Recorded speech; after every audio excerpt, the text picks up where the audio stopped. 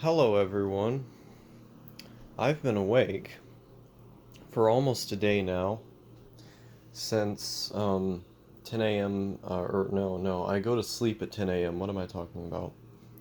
No, I've been going to sleep at 10 a.m. every day, and I just hadn't been able to sleep today. Uh, it's almost 5, yeah, almost 5 a.m. now. Or no, it is 5 a.m. now. What am I saying? See, this is disorganized thinking that comes from not having sleep. And um I just haven't been able to sleep. And I probably won't be able to sleep for a while because I don't even feel remotely tired. The one, I guess, benefit to being awake this long is that seemingly I've been able to make myself focus on reading despite being incredibly tired. I don't know how I developed this capability. I guess I just practiced enough at reading in general when I'm not dead tired that I'm now so used to it that I can be at the brink of exhaustion, past the brink of exhaustion, and still be able to get my reading done and remember what I read and be able to interpret it. Have to read over back a couple times, but I have the attention span for it and I have the ability to do it. But that wasn't always the case. Like, I used to not like reading when I was really tired because I saw it as something that I would just be incapable of doing because of how because of not being able to focus when I'm that sleepy. When you're sleepy, your mental faculties are not operating at 100%. They're not operating at a large percentage at all. Like you're starting to check out because your brain doesn't have enough energy. So, it's strange to me that I guess through sheer habit or practice, I've now been able to do this thing that I was not able to do for like a long time. Um, but yeah, I haven't been able to sleep, and it was a deeply uncomfortable thing for me at first because my heart was racing, and that wasn't fun. But I wasn't able to sleep, and there was no reason for it. There was nothing that I was stressed out about or that was bothering me. I just couldn't sleep.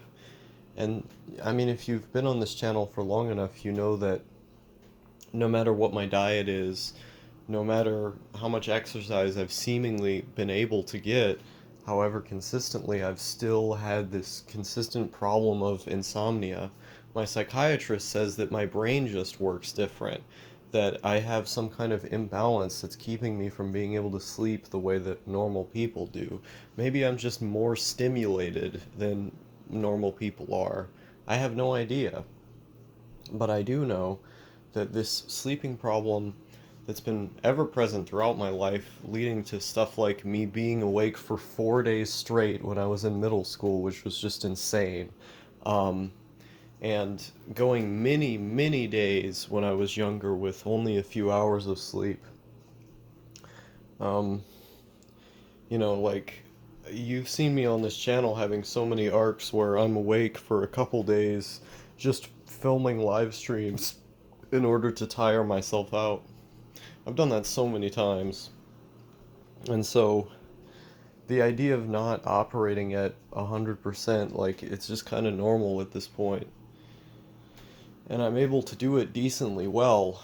And it's weird. It's very weird. Like, there doesn't seem to be a solution in sight to this issue because every sleeping medicine that they've given me has always ended up building tolerance and then not working or having side effects that were so disastrous that I'd rather just avoid the medicines entirely.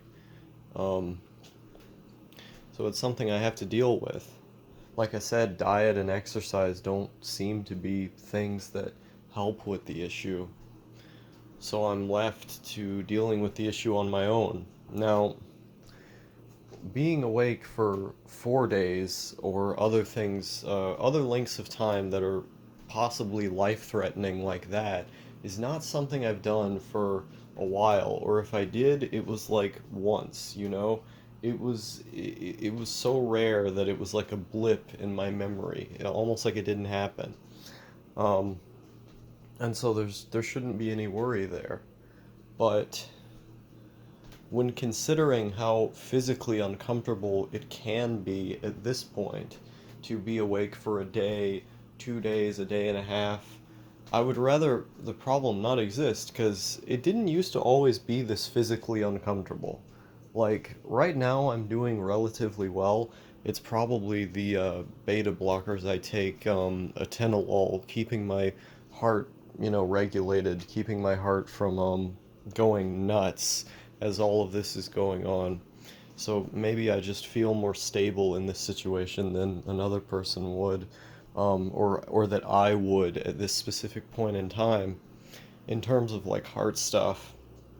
But then again, I don't know how sensitive other people are in their heart to not having sleep.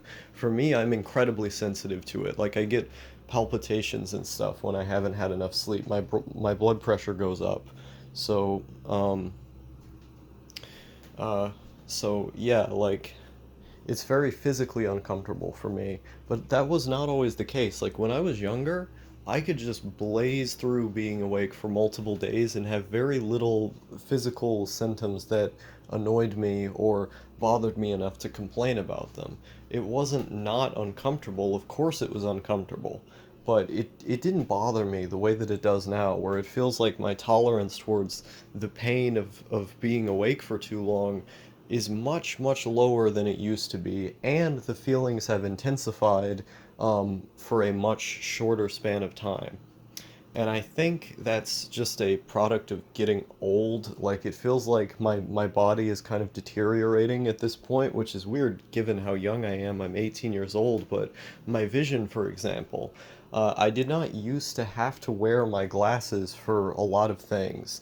Now I have to wear my glasses for a lot of things, especially if I'm trying to look at something in detail. It's kind of dramatic how when I put my glasses on and when I take them off, how different the world looks. And I got them, years and years ago that I was told I needed glasses, but I just never wore them because my vision was relatively fine. I could get on fine throughout life without, noticing a significant difference. But now, as I've gotten older, I'm witnessing my vision rapidly deteriorate. And it feels similar about my body. Like, it feels like I'm noticing all of these aches and pains and, like my, my reaction to pain has changed and whatnot. And, I don't know, it feels like I'm just deteriorating at every level. Um, But I want to tie all of this into something that I've been thinking about recently where I feel like I just deeply hate norepinephrine. Like the chemical norepinephrine that's induced by stimulants as well as other things. I always have a very uncomfortable and negative reaction to it. It was not always this way. A few years ago, I could have something that stimulated me with norepinephrine prescribed by my doctor at the time, and I had no uncomfortable side effects. Now, if I'm stimulated by anything with no norepinephrine, I get incredibly anxious, or I get incredibly uncomfortable in my chest, or just generally my body feels really worn out. I feel sick, like I feel physically ill when I have like even a little known epinephrine like induced into my system. And so generally I try to avoid everything that I can that induces that. Or like even just drinking coffee can give me heart palpitations. Um, and so I consider known epinephrine to be like a deeply like evil thing, like within the context of my own life, just because everything that's related to it seems to just make me feel really uncomfortable and worn out, um, uh, dramatically so at times, where for other people that would definitely not be the case. Um, and so I don't know, I feel like an old person a lot of the time. Like when I'm describing so many things about my physical health. Like the fact that I've gotten kidney stones and stuff when I was 17 years old, that's a bizarre problem. I mean, I was born with tachycardia, which I got removed from ablation. Was the ablation that was done um, when I was younger ended up making it to where they told me my actual like heart functionally was actually better than normal people. But before that point, I was always told by my parents that there's a constant risk of me going into tachycardia, so I couldn't physically like move around a whole bunch as a kid and exert myself because there was always that fear that something that I would go into tachycardia and there'd be a grave issue with my heart. The reason for this was because when I was in the womb, when I was in my mother's stomach, I continually kicked her stomach over and over and over again, and I had uh, attempted to hang myself with the umbilical cord that was in the stomach. Obviously not intentionally because babies can't have intent like that. They're not conscious. But I was jumping and moving around so much that the doctors thought I was going to choke myself with the umbilical cord because the screenings that they did showed that I was way too active and I was if I hadn't been removed early, I was going to mess something up, basically. I could have died. Um, and so they had to remove me early from the womb. And as a result of this, I had to, when I was like 1 years old, or like not even that, they had to do some kind of surgery related to my heart, related to tachycardia, as I was diagnosed with it fairly quickly. If I'm getting if all of the information is tracking here from my memory. Um, and so I don't know what surgery or what operation they did when I was a baby, but I know they did one in relation to the tachycardia. It wasn't until I was like 10 that I ended up getting the ablation where they burned the heart valve. They burned the ineffective heart valve like off, and it made it to where my body was perfectly fine. And in my groin, there were like stitches or whatever, so it was like difficult to walk around because they had to like open up my groin for the ablation surgery, um, which was, you know, weird. They also had to stop my heart. Like during ablation, they literally had to manually stop my heart.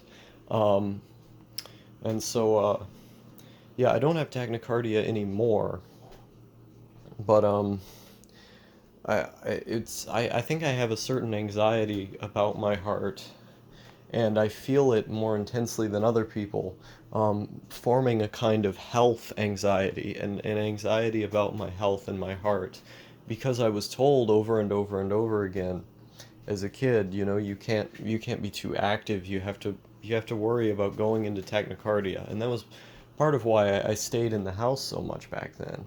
Um, but of course, this ultimately led to the person you see today who never wants to leave the house because when you're given conditions like that and you stick with them, you're able to cope with that environment and that you find that you prefer it. Um, you know, there's not much of a chance of going back from that. It seems like I only become more isolated over time, not less. Um, so Well, that's not entirely true because when I was a kid, obviously I didn't have internet friends or whatever, but you get the general sense of what I'm trying to say. So yeah, basically, the human body is the worst thing ever conceived, and I would prefer a world in which the human body was destroyed as well as the human race.